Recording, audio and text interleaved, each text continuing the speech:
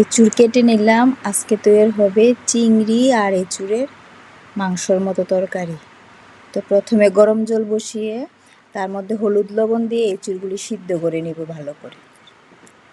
ভালো করে সিদ্ধ করে এদিকে মশলা পাটায় মশলা দিলাম, জিরা, আদা, অল্প একটু রসুন। তো ভালো করে পেস্ট করে নিব, ভালো করে বেটে নিব জিরা, আদা, রসুন। এদিকে তেলে চিংড়ি মাছগুলি প্রথমে ভেজে নিব। চিংড়ি মাছগুলি ভালো করে লাল লাল করে ভেজে নামিয়ে নিব। এদিকে দিয়ে দিব, আজকে একটু আলু দিব, তাই একটু আলু কেটে দিলাম কিউব কিউব করে কেটে। তো আলুগুলি হলুদ লবণ দিয়ে তেলে ভেজে নিব। ভেজে একটু ঢেকে দিব, ঢেকে দিয়ে ভালো করে ভেজে নামিয়ে নিব আলুগুলি। তারপর ওই তেলের মধ্যে দিয়ে দিব এঁচুড়, সিদ্ধ করা এঁচুড়গুলি দিয়ে তার মধ্যে লবণ হলুদ দিয়ে দিব পরিমাণ মতো, দিয়ে এগুলোকে ভালো করে ভাজবো। এঁচুড় একটু ভালো করে ভাজতে হবে, ভালো করে বেশি করে তেল দিয়ে সুন্দর করে ভেজে নেব। ভেজে এদিকে আসবো পুরনে। তো পর্যাপ্ত পরিমাণ তেল দিয়ে দিব। এঁচুড়ে একটু তেল মশলা সব কিছু বেশি বেশি লাগে। তো তেল দিয়ে একটি শুকনো মরিচ দিয়ে দিলাম, দিয়ে এলাচি, দারচিনি, তেজপাতা দিয়ে এগুলি আসলে তারপর দিয়ে দিব বেশি করে কুচানো পেঁয়াজগুলি একটু পরিমাণে বাড়িয়ে দিতে হবে, তাইলে এঁচুড়ের তরকারি ভালো হয়। তো বেশি করে পেঁয়াজগুলি দিয়ে সোনালি বর্ণ করে এদিকে মশলা বেটে রেখেছিলাম, আদা, জিরা, রসুন, হলুদ, মরিচ, ধনিয়ার গুঁড়া, লবণ।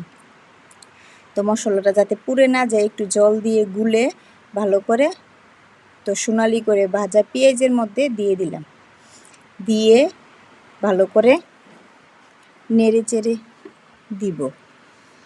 তো মশলাটা ভালো করে কষিয়ে নিব।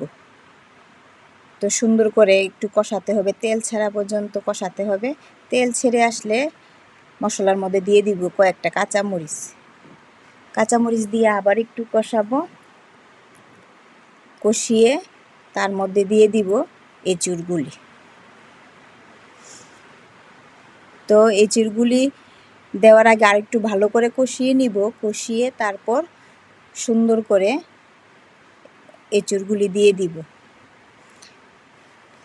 এঁচুড়গুলি দিয়ে আবার ভালো করে পর্যাপ্ত পরিমাণে এঁচুড়গুলি দিয়ে দিব, দিয়ে ভালো করে আবার কষাবো।